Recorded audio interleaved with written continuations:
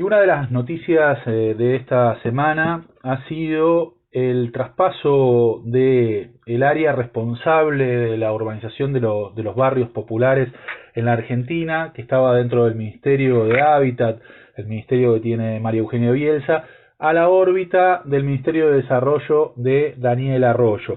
En concreto, lo que pasó hacia Desarrollo Social, la Secretaría de Integración Sociourbana, y la titular de la Secretaría es Fernanda Miño. Fernanda Miño es vecina de San Isidro, vecina del barrio La Cava de San Isidro, fue concejal de San Isidro, precandidata a intendente en el 2019 y está en línea con nosotros. Fernanda, ¿cómo estás? Buenas tardes. Acá Ariel de ¿Qué pasa web?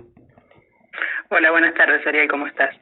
Fernanda, contanos un poco, primero que quiero charlar un poco, un rato largo sobre la situación de los barrios populares que han estado en el centro de la agenda en todo este tiempo de pandemia, pero contanos un poquito antes sobre este cambio de ministerio, ¿no? Pasar del área de hábitat al área de desarrollo social, digamos, ¿no?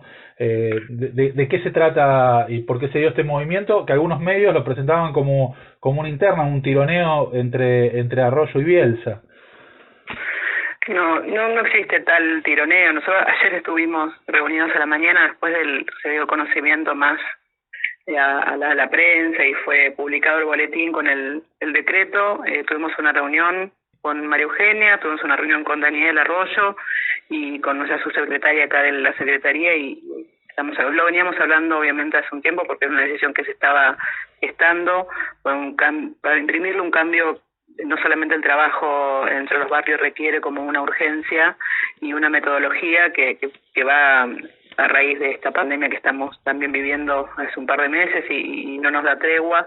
Entonces veíamos que la posibilidad del traspaso de ministerio iría de la mano con otras políticas que se están desarrollando en los territorios, que son los barrios, y vieron en esa posibilidad. Cuando hay una visión mucho más amplia, la tienen quienes están arriba del jefe de gabinete, el mismo presidente Alberto Fernández, y vieron esta posibilidad de imprimirle una nueva metodología. Así que nosotros somos obviamente obedientes en esto y trabajando en este traspaso, en esta transición lo mejor posible. Hay muchas ganas de trabajar en conjunto. De hecho, yo sigo hablando con la ministra, seguimos teniendo contacto por barrios que estamos trabajando medio en paralelo, nosotros con una línea de trabajo clara que tiene que ver con el ingreso a los servicios, con obras tempranas en una primera etapa, y algunas están muy ligadas a algunos trabajos con viviendas de cero, cosa que no es nuestra área. Nosotros tenemos el trabajo más de los arreglos y del mejoramiento de viviendas, y el trabajo en los barrios con el espacio público y con el ingreso a los servicios, pero indefectiblemente venimos trabajando no solamente con ellas, sino con varias áreas sensibles que tienen que ver hoy y que están obviamente trabajando con el tema de los barrios populares. Como decía en la introducción, la pandemia puso en el centro de la agenda en los barrios populares las primeras semanas, los primeros meses, en cuanto a la conciencia de que esta consigna, ¿no? de quédate en casa, era algo utópico, algo imposible de llevar adelante en un montón de barrios del conurbano y de la Argentina en general, pero particularmente del conurbano, y que esta situación de indignidad en la que viven miles de argentinos y que uno ya naturaliza, no solo era preocupante para ellos, sino para el resto, ¿no? Porque en esta pandemia quedó claro de que las soluciones individuales no se resolvían, y en este segundo tiempo los barrios populares y la problemática de la vivienda vuelve a estar en el centro de la agenda también, dado la eclosión social que se dio con las tomas de tierra. Contame un poquito cómo ves estas dos situaciones y la urgencia de darle una respuesta a esta problemática.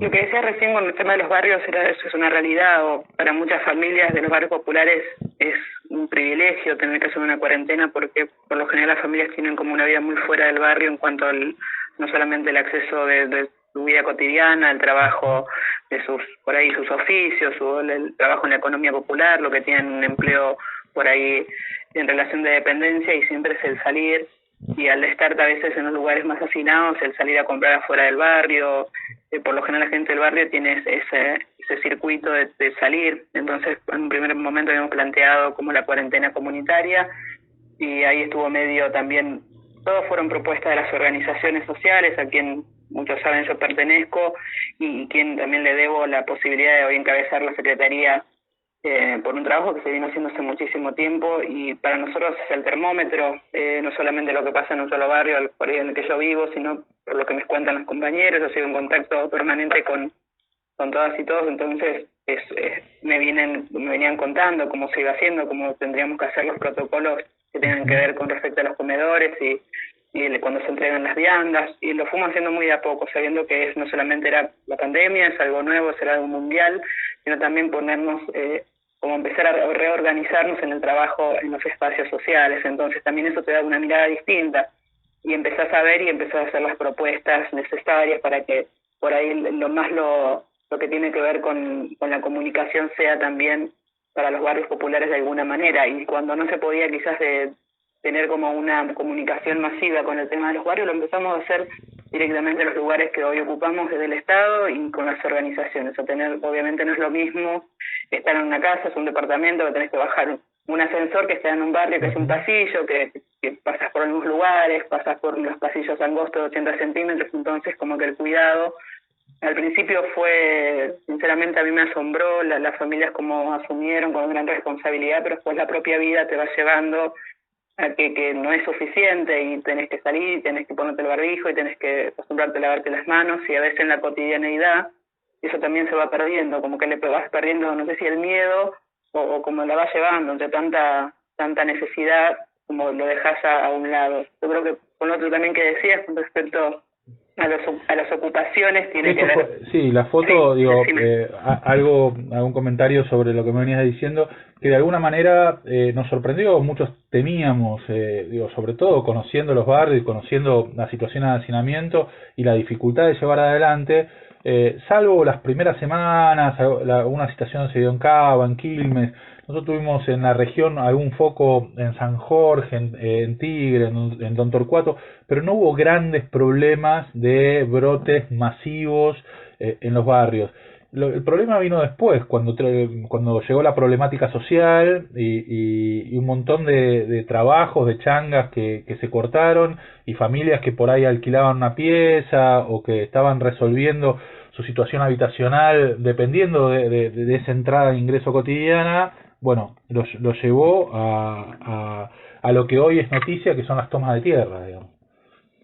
Sí, en realidad lo que venimos viendo nosotros también hace mucho tiempo que uno tiene como ciertas limitaciones en los barrios populares, no sé, los últimos años de gestión que nos dejó también discutiendo el tema del alimento, cosa que en otros años con la gestión de Néstor, de Cristina, aprendimos como empezar a discutir otras cosas que tenían que ver con la cultura, que tenían que ver con la educación y la salud y cómo acceder a eso, y teníamos posibilidades de volver a discutir el tema de la comida y tener que empezar a juntar recursos y armar recursos de la nada para hacer ollas populares. También ha dejado como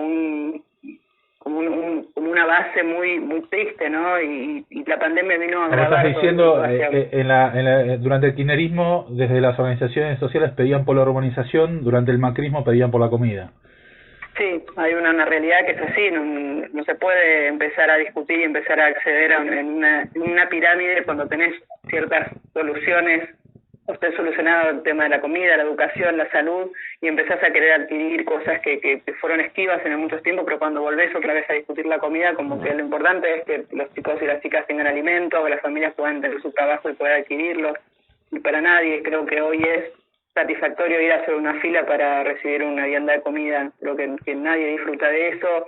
Entonces nosotros veíamos como una necesidad importante que en esos años, más allá de que empezara a discutir la comida, las políticas que tienen que ver con las obras en los barrios siguieron pendientes. Nosotros seguíamos discutiendo lo mismo, quienes pudimos acceder a ciertos espacios de debate, seguimos discutiendo el tema de la integración, que nosotros, más allá de discutir el tema del alimento, construimos la herramienta primero, lo que fue el relevamiento, después el clasificado, después con la ley, y hoy la podemos, con un consenso del arco político en su extensión, hoy hacer la política pública, que creo que también en eso estábamos. eso no queda, aparte de que todavía es un planteamiento y con una planificación en el medio que tiene que ver con un trabajo de las áreas que decíamos al principio, que todo lleva un tiempo, ojalá fuera algo automático. Venimos de tiempos muy difíciles y la pandemia nosotros hoy nos dejan por ahí algunos territorios que trabajen los vecinos y las vecinas en hacer zanjas, en hacer pozos, en hacer conexiones. Hay mucho temor, pero creo que lo vamos a ir sorteando con el tiempo. Es un momento muy difícil, no imposible, porque ya estamos trabajando en más de 20 distritos y teniendo relación y trabajo en proyectos con más de 100 municipios de toda la Argentina. Se dio un debate en distintas fuerzas políticas y también dentro del oficialismo sobre la mirada sobre estas tomas de tierras, ¿no? Algunos enfocaban más el tema de seguridad, otro el tema de los derechos. Me imagino por dónde lo estás mirando, ¿no? Sí, mira, nosotros cuando tenemos la noticia o nos llegan de parte de los compañeros, por lo general siempre nos llegan alguna ocupación que no es más que el resultado de años y años de hartazgo de las familias. Las familias no quieren vivir más así, no quieren vivir hacinados, no quieren vivir sin acceso a los servicios y apuntan en la posibilidad de una ocupación a una vida mejor, sabiendo lo triste que es al principio, que es vivir bajo una lona, que es no tener para hacer la comida, que tienen que vivir de ollas populares, que después todo lo demás, todos los barrios, una gran parte de los barrios populares que están hoy enmarcados en el NAVAP, el principio fue en esa organización, el principio del barrio fue en esa organización, a veces muy en desocupaciones. Mis padres fueron parte de una ocupación, y que hoy es el barrio La Cava. Entonces, demonizar todo lo que tiene que ver con las ocupaciones, viéndolo solamente del lado de la seguridad, y no viendo todo lo que es alrededor, lo que conlleva a una familia hoy tener que en la ocupación ver una solución para su vida, para llevar a sus hijos. Siempre es mejor quizás 2 chapas, una madera, un pedazo de lona que la calle misma. Entonces, relativizar todo eso solamente en una problemática de seguridad a mí me genera mucho dolor, no solamente por el lugar que vengo, pero bueno, somos un frente de muchas fuerzas políticas y distintas ideas y obviamente me gustaría que esas cosas se hablen en otro lugar, no en la prensa, no en la televisión, porque obviamente yo no pienso así. Hay formas y formas, creo que no hay una única solución, creo que cada territorio, cada ocupación tiene su complejidad y hay que abordarla con la seriedad y con la sensibilidad que corresponde. Me parece decir solamente que hay una solución y es así, me parece que es en no pensar en la dignidad humana. Como vecina del barrio La Cava, como militante social, fuiste sujeto de muchas promesas. Pasaron distintos gobiernos y que prometieron urbanizar tu barrio, generar una vivienda digna para tu familia, para tus padres, y eso no sucedió. El último fue el gobierno de Cambiemos, ¿no? Que tanto Macri como la gobernadora anunciaron la urbanización de La Cava. Contanos un poco, ¿qué te encontraste? ¿Cuál es el balance que haces de esos años? Algo dijiste, pasamos a discutir la comida, dejamos de discutir la urbanización, por un lado, y cuál es el desafío hoy que te encuentras del otro lado. Hoy sos responsable de dar respuesta a eso que antes escuchabas, que reclamabas, y bueno, hoy sos parte de la posibilidad de una solución. Sí, yo obviamente uno lo viene gestando después de lo que fueron las pasos del año pasado. Los compañeros vieron la posibilidad de formar parte del gobierno y me lo fueron planteando así, que cómo me veía, cómo me sentía con esa responsabilidad, y le digo, bueno, obviamente que hasta que no estás en la oficina y no estás en el lugar, no estás en el debate y en las mesas de discusión, vas pensando que es distinto. Hay un pensamiento hasta como mágico de las personas que están dentro del Estado, que todo lo pueden, que tienen contacto con todo y todas las decisiones pasan por una, y que no es real. Sí tenemos la posibilidad de armar los consensos necesarios para que eso suceda, y estamos en ese camino. En algunos lugares fue mucho más fácil porque hay una voluntad política alineada a los sectores populares en el territorio, y las cosas fueron saliendo y hasta algunos tenían preparados sus propios proyectos para sus barrios. En algunos lugares no, y es en esa parte donde yo tengo que intervenir desde la política, armar esos consensos, y yo creo que parte de los fracasos de algunas de los planteos que fueron para el barrio La Cava tuvo que ver con eso, con la falta de consensos, y ahí también no es solamente el consenso político, hay un consenso territorial que tenés que tener un consenso de una mirada de los propios que habitan los barrios. Y en esto tenemos no solamente organizaciones que son propias del barrio, algunas organizaciones sociales conocidas quizás más nacionalmente, y en ese camino estábamos con las organizaciones trabajando, hablando con los distintos municipios, con los intendentes y con las intendentas, es en conjunto, pero uno tiene que sentarse a plantear eso dejando las mezquindades de lado. Yo tengo relaciones con intendentes que no son del mismo lineamiento político que el Frente de Todos, y sin embargo cuando hablamos de los barrios y hay una sensibilidad de respuesta urgente en esta situación, los planetas se alinean, entonces las cosas salen. Creo que viene por ahí y yo lo estoy intentando de todas las formas posibles. Estamos conversando con Fernanda Miño, que es secretaria de Integración Sociourbana, ahora parte del Ministerio de Desarrollo Social de Nación.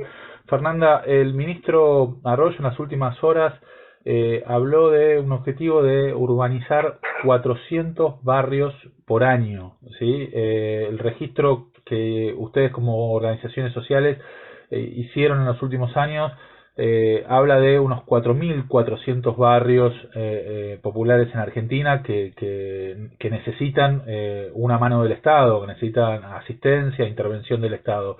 Digo, ¿es posible urbanizar 400 barrios por año? ¿De qué depende?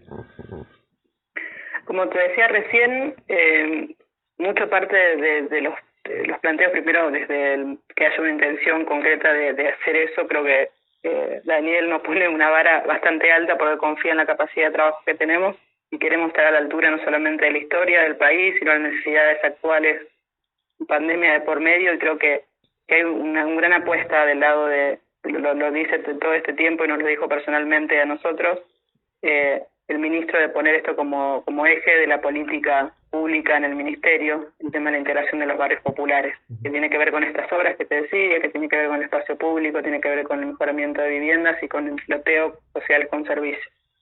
Ahí hay una gran apuesta, yo creo que tiene que ver con una posibilidad que se da, no solamente en este traspaso, y ponerlo de manifiesto, lo viene haciendo el presidente, que queda como también apuntalar toda esta área para que sea una de las que no solamente trabaja en el territorio. Acordate que en la ley, en la 27453, exige como piso el 25% de trabajo en los barrios a través de la Secretaría nuestra para las cooperativas. Entonces vemos en eso la posibilidad de repuntar toda la situación de los barrios con la falta de trabajo y obviamente con el ingreso a los servicios. También hay una gran afinidad con muchos diputados y diputadas que también ven en la integración de los barrios esta oportunidad de salir adelante, de empezar a paliar todo lo que va a dejar esto. Entonces también con lo que se viene pidiendo a través de la ley, con este aporte extraordinario a las riquezas, que tiene que ver con el impuesto país. ¿Ahí estaría destinado parte para la urbanización de los barrios, parte del impuesto a la riqueza?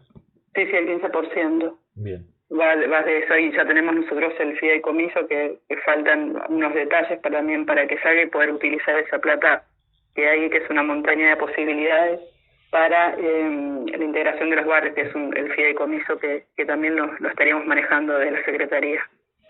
Fernanda, te hago la última. En esta Argentina dividida, todo tema forma parte se transforma en una lógica de grieta.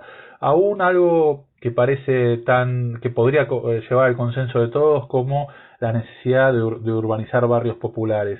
Cuando nosotros publicamos algo sobre un plan de vivienda, sobre la entrega de dinero para el mejoramiento de una vivienda, hay sectores que reclaman diciendo por qué a los de clase media no, por qué siempre le dan viviendas y oportunidades y subsidios a los mismos. ¿Qué le dirías vos, como vecina del barrio La Cava, y hoy como responsable también de llevar adelante estas políticas, a alguien que ve en el beneficiario de alguna de estas políticas como un vivo, como un aprovechador, como alguien que no hizo el mérito otro tema que es bastante polémico hoy en día, para tener lo que el Estado le da, y que por otro lado ese otro sector con su trabajo y con sus impuestos sigue financiando eso. Digo, ¿cómo hacemos? Estoy invitando en las últimas entrevistas a hacer el esfuerzo a hablar a alguien que está del otro lado de la vereda y tratar de contarle qué se ve de este lado e invitar a compartir esa mirada. ¿Qué le dirías? Mira, hay una realidad que me preguntaban hace unos días, ayer también, de todo el fogoneo que hay, a veces no entender la necesidad porque nunca pasaste por lo mismo, a veces el que pide o que reclama esto que se les da, entre comillas, para mí son reconocimiento de derechos, no es ningún regalo. La posibilidad, eso es la posibilidad que en vida han tenido a través de sus privilegios, de poder estudiar, de poder acceder a la salud y tener la posibilidad de estudiar y que tus padres puedan costearte eso. Hay excepciones también que han hecho de las posibilidades de cero, pero bueno, si yo tuve la oportunidad de hacerlo, lo mejor es poder devolverle a la vida todo eso, lo bueno que yo lo puedo hacer. Yo lo hago y he vivido en un barrio toda la vida y es un secundario de adultos.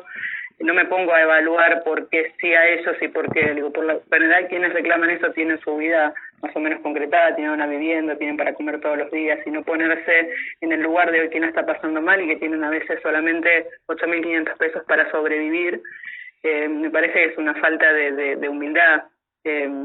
Me parece que hay un montón de formas de empezar a trabajar. Yo no me preocupo tanto por quienes alzan la voz en contra de quienes siempre le han pasado mal en la vida y encuentran por ahí en el Estado la posibilidad de llevar un poquito mejor la vida. Ojalá podamos dar la oportunidad de tener un lugar donde desarrollar sus vidas.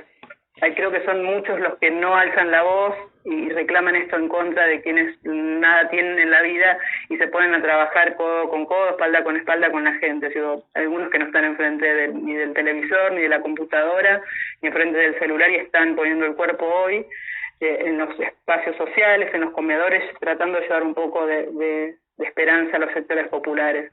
Yo me preocuparía más por esa persona y de alentarnos en la cultura del encuentro para poder ver que el humano que necesita de quien la está pasando mejor. Y yo creo que hay distintos programas también. Esto no es nada contra las clases medias, ni mucho menos. Hay mucha gente que ha trabajado toda su vida y hoy en el lanzamiento de lo que es el Procrear, que tantas soluciones, tantas alegrías ha dado en un momento, se ha vuelto a relanzar. Yo creo que también hay cosas que se van dando como oportunidades. Yo digo, si yo las pude tener en un momento de la vida y el otro no lo pudo, ¿por qué voy a renegar de que pueda acceder a eso hoy? Estaríamos preocupados para ayudar a que todos podamos tener una vida digna y no tengamos que estar mendigando que se reconozcan los derechos. Parece que hay una posibilidad que se da, que hay mucho más quienes hoy están poniendo el cuerpo para que estas cosas se solucionen y no alzando la voz para despotricar en contra que les llega un poquito al Estado para mejorar sus vidas. Fernanda Miño, secretaria de Integración Sociourbana del Ministerio de Desarrollo de Nación, responsable de llegar con alguna solución a estos barrios que tanto lo esperan, los barrios, las villas, ¿no? Los barrios populares de la Argentina. Muchas gracias por este rato de charla con ¿Qué pasa web? Gracias a ustedes, les mando un gran abrazo.